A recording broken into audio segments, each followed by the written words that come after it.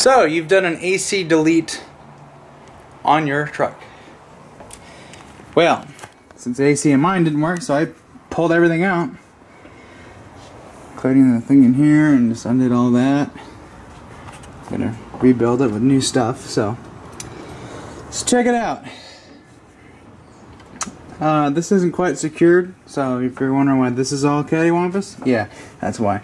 I got to pull my fan back out again, and as well as the pulley there, and then undo those two bolts right there to remount this plate. But basically, what this will allow me to do with some modification is actually get this Ford F250 7.3 vacuum pump mounted onto the old F150 AC compressor bracket,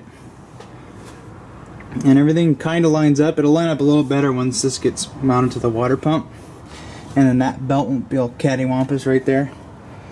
And then I still have to find my bolt for this tensioner here, otherwise that'll tension that shit right up and be clear of everything. Now, I couldn't find the old AC belt. I think I threw it away, but what I'm using instead is this Mopar belt from a Dodge Intrepid. So, and I think it's actually the perfect size too, which is hilarious.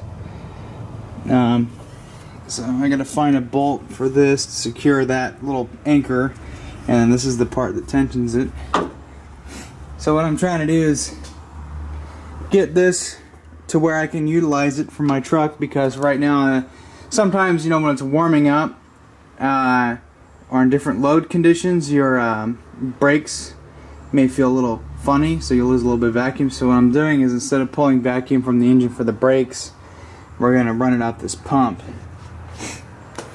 Now what I've done is, when I bought this pump from the U-Pull-It, I just took the bracket too, just in case, and it's got three 10mm bolts that hold it in, and I just use a little extension like this. This is my latest addition to my tool collection. Very helpful to have, because, you know, I only got these and one that's like freaking 4 foot long.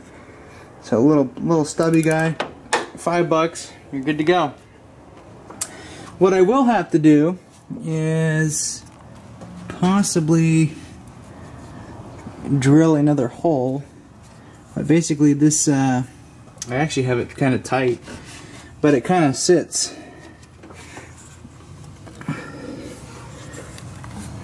like that. You know, this pump might actually just rest on that, but I would like to secure it with a second bolt. So basically, I get that all working. I can have a vacuum pump, and then that rear vacuum in the back that is currently under the brake booster will actually then just run the HVAC and PCV. And then this one in the front, I am not sure what I could use that for. Possibly the, well, no. I could use it for this, but it's going to make it run weird because it doesn't have a valve on it. I'll probably just have to find a plug for it and cap it off. So, I'm going to fiddle with this some more, and I think all this will work. I have, let's see, I have this little support piece that goes, where does this go?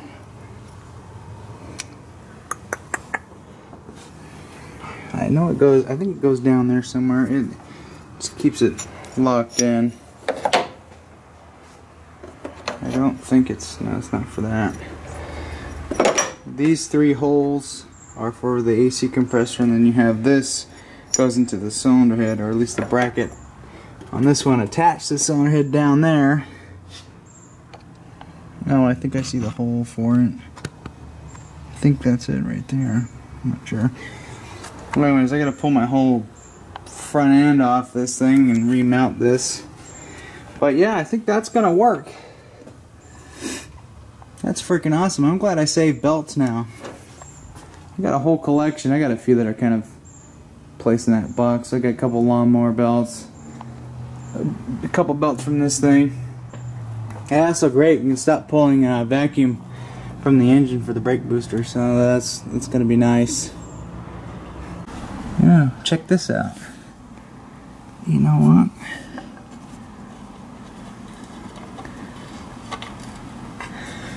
And if I can just get that positioned a little bit better.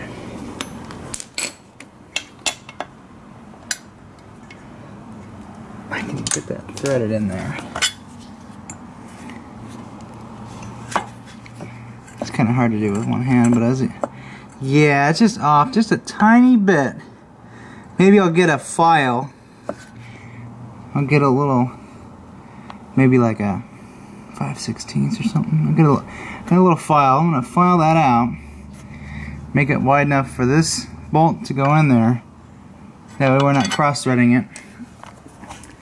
And then that'll have that nice and secured. Now the other cool thing is, this will be hard to do, but when I get this flat up against here and this flat up against here, they're pretty much spot on. That's freaking awesome. Oh, it's gonna work great. Okay, check this out. I use a 7/32 file, not a 5/16. That was just a blur down my butt. Here's a little filing I did. Just about probably 10 passes with a nice brand new file. And that will go right in there. Yeah, use a brand new file and just go one pass, lift up, and then tap it a couple times, and then boom, you're done. So screw this down. Look at my little guy here.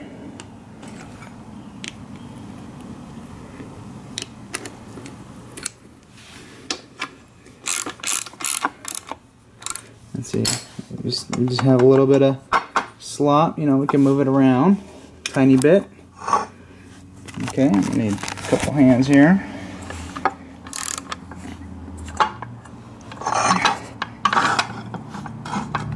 I'm just going to snug it. It doesn't need to be ridiculously tight.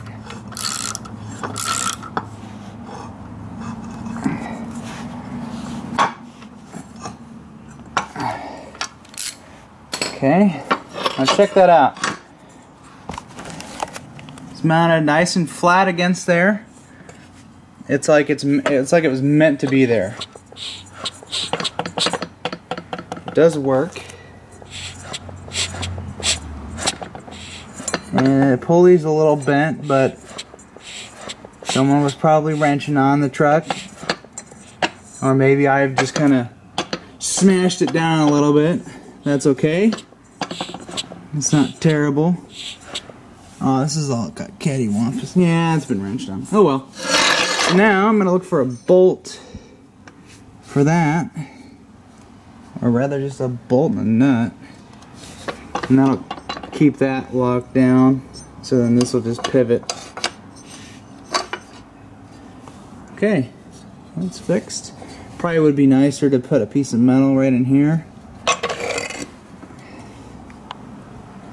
Maybe kind of a fancy bend and have some support there, but I think those two right there is going to be good enough. So I put a little belt on here and on this, and they're lined up. They're just, this one of these is just a little, you know, off an angle, but it's not like terrible. I mean, there's like two other things in there that are freaking on an angle. But so I couldn't find the original bolt for this. It just so happens that the tensioner bolt, or the tensioner pivot bolt, is the same size as a freaking bolt that holds a lawnmower engine in. It's just a little bit of a snug fit because this bolt is a self-locking bolt, which is just perfect, and it fits perfectly with ease. I mean, it's not tight, nothing. It's perfect. So, and it's a little rusty too in there. So, I mean, I can do this up by hand. So, oh, yeah, clean the threads up pretty good. So I'll just slide that over, put that in there. I feel like such a redneck. Can't believe I'm gonna make this work. This is gonna be great to have super brakes. sometimes when you pull vacuum from the engine like that to run your brakes, you can hear it idle down. I don't really like that. So we're going to eliminate this whole need. So check that out. You know, I can... Let's see, what size is that? Is that a 12? No. It's just a little tight because of this bolt. Yeah, there we go. Loosen that up. So that'll full swing. You can tighten it up as we need. I'll leave that 13mm socket available. Okay, I got a nice little shop light going on here. Now I can see. So the Dodge belt is actually just a little bit shorter than I would like it to. So if I could get a longer belt, I'll be able to swing this over and have that mount there. That would be secured. But for right now, it's pretty rock solid. I mean, this is bottomed out into that. We got tension. Got good deflection. I have not tested it yet. Got all the bolts down there tightened up. This is secure. This plate is secured in about 3 or 4 spots. 2 bolts down there at the water pump. One that actually goes to the cylinder head, and then you got one here that attaches to the lower power steering bracket, as well as the power steering housing and pump and blah blah blah. And I went ahead and put anti-seize on all the bolts. Everything went in a little bit better. They were just a little tight coming out, so now that's a little bit better. I'm going to start this thing up. Just make sure nothing's in the way. This is all hooked back up. Put up here. Tighten down. Belts. This is still a little loose, but it's not giving me any troubles. It's the ones that have the load that need to be a little bit tighter. I have my vacuum pump. I just tested for leaks. It's got a slight leak, but I don't know if that's normal or not. But I do know that makes some wicked vacuum. We just turn that a little bit, and it's like you let your finger off, it goes whack. So this is just I use this as a vacuum gauge pretty much. So it's pretty useless to me for that matter, for anything else but testing vacuum. So I'm going to fire it up, and then we'll see what our vacuum looks like on that. It works! Not squealing or nothing. Check out our vacuum. Right at 25. That's beautiful. You know what my engine's making? Freaking like 16. So our brakes are going to have constant awesomeness. Well, I gotta tell you, my brake pedal has never been better. Freaking awesome. In fact, so much brake power it made my master cylinder all nice and wet. Freaking nasty. So I can't wait to convert to the new one. Well, we got our vacuum pump all set up in here, just running the brakes, that's it, nothing else. And then we've got the PCV is hooked up to its own thing in the back, and then we have our HVAC is hooked up to the front, and then a cap put on our PCV thing. So we got some new vacuum lines for the HVAC, and so on and so forth. Yeah, I'm pretty happy about this little modification. I mean, it just, look at it. It just fits. So I'll get a longer belt for this truck, and then that way we can put that over here and have this secured. Otherwise, there's real no problem running it like this. So anyways, I'm gonna go. Thank you guys for watching.